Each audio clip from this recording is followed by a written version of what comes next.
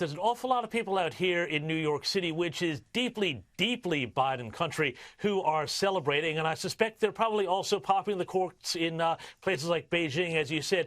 I'm going to be talking a bit more about the foreign policy implications of this a bit later on in the show. But I just think that everybody needs to be very concerned about this because, remember, Joe Biden is absolutely the candidate of Beijing and the Chinese Communist Party.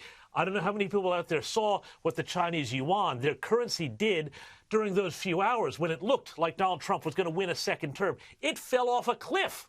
They knew that another term of Trump would be terrible for their economy. And now Trump's wolf warrior diplomats are all out on Twitter right now, teasing America about Trump losing and all of that. So they are very much looking forward to a weak and feckless Biden administration. And that, to me, spells big trouble, Rowan, for Australia.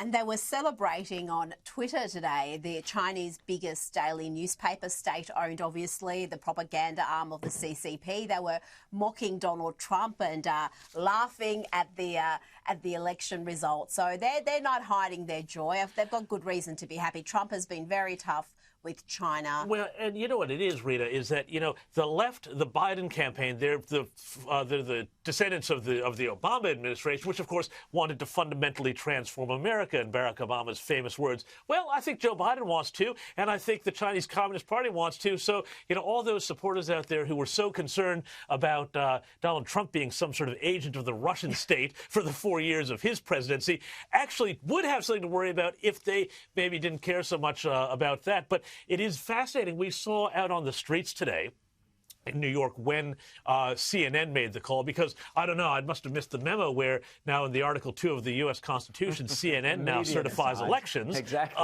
That people start whooping and cheering, and we've seen people marching down the streets. They're being peaceful this time because they don't have anything to be disappointed about. No.